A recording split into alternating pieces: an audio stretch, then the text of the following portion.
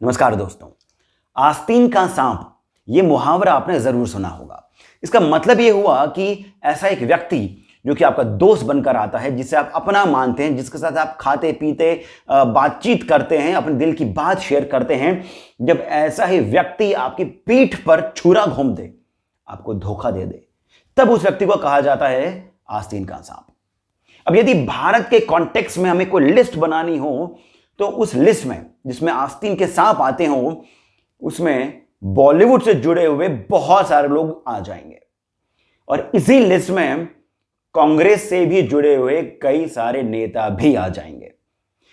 कांग्रेस के कॉन्टेक्स्ट में यह बात समझनी चाहिए कि यदि आपको मोदी से विरोध है, यदि आपको बीजेपी पसंद नहीं है, बीजेपी की नीतियां पसंद नहीं हैं, आपको यह लगता है कि आप देश को बेहतर चला सकते हैं, तो आप जरूर विरोध करिए। तब आप चुनाव लड़िए, जीत कर आइए, तब जनता का भी साथ आपको होगा।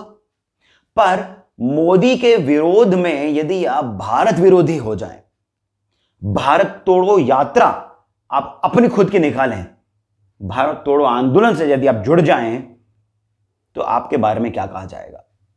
अब बात यह आती है कि मैं ये बात क्यों कह रहा हूं, मैं बॉलीवुड को और कांग्रेस को इस तरीके से कटघरे में क्यों खड़ा कर रहा हूं। इसके लिए पहले आप इस वीडियो को देखिए।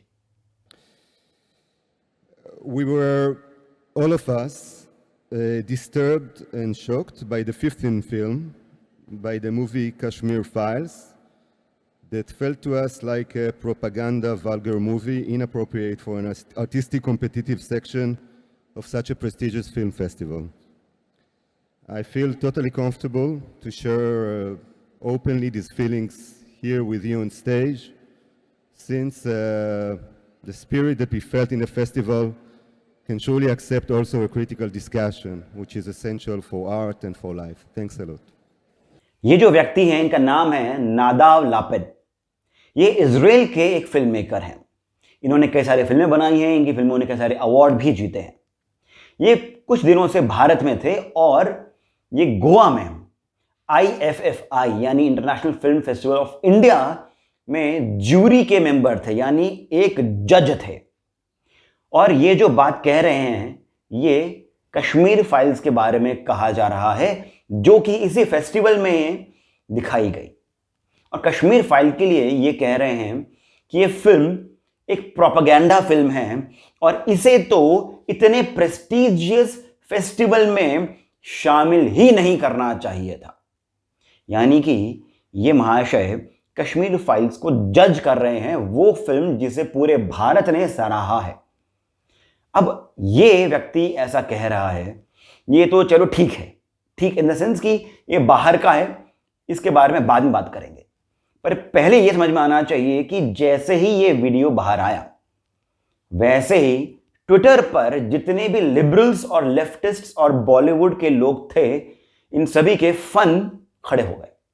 ये सभी अब बोलने लग गए कि देखो ये काम किया है विवेक अग्निहोत्री ने, ये देखो कश्मीर फाइल्स ने भारत को बदनाम कर दिया है, ये देखो कश्मीर फाइल्स कितनी प्रोपेगेंडा फिल्म थी। अब तो बाहर के लोग भी ये बात कह रहे हैं। और ऐसे कहने वालों में आरजे साइमा, कांग्रेस के कुछ नेता, बॉलीवुड के जुड़े हुए कई सारे लोग, ये सभी लोग हैं। यहां पर सोचने वाली बात यह है कि जितने भी लेफ्टिस्ट हैं, लिबरल्स हैं, बॉलीवुड के लोग हैं, कांग्रेस के लोग हैं, इनको कश्मीर फाइल से इतनी दिक्कत क्यों है? क्यों ये प्रूव करने पर तुले हैं कि ये तो एक प्रोपेगेंडा फिल्म थी? क्या ये बताना चाहते हैं कि जो कश्मीरी पंडित के साथ हुआ वो झूठ था?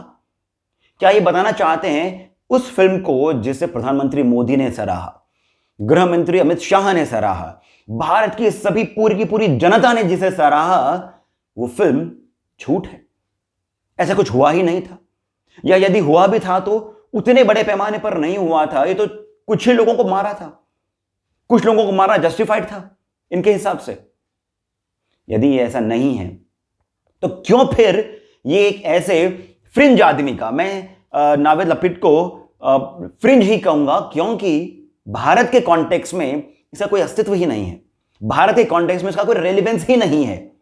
तो फिर ऐसे आदमी का बयान इतना बड़ा चढ़ा करके ये सभी लोग क्यों उसे प्रोपगेट कर रहे हैं, क्यों उसे ये और ज्यादा बड़ा कर रहे हैं कि देखो, बाहर के इतने बड़े व्यक्ति ने कश्मीर फाइल्स के लिए बोला, ये तो भारत के लिए शर्मनाक बात है। इसी से साबित होता है कि ये लोग आस्तीन के सांप ही हैं। बॉलीवुड अपनी ही कब्र खुद खोद रहा है। अभी ऋचा चड्ढा का जो मुद्दा था वो खत्म ही नहीं हुआ था और अब ये नया मुद्दा आ गया है।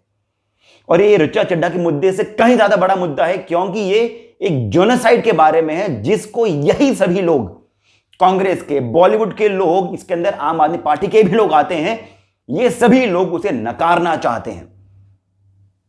मीठी मीठी बातें कर लेंगे, भले ये कह लेंगे कि हमें सहानुभूति है कश्मीरी पंडितों के साथ, पर यहां पर ये खुल्लम खुल्ला उनको सपोर्ट नहीं करते हैं।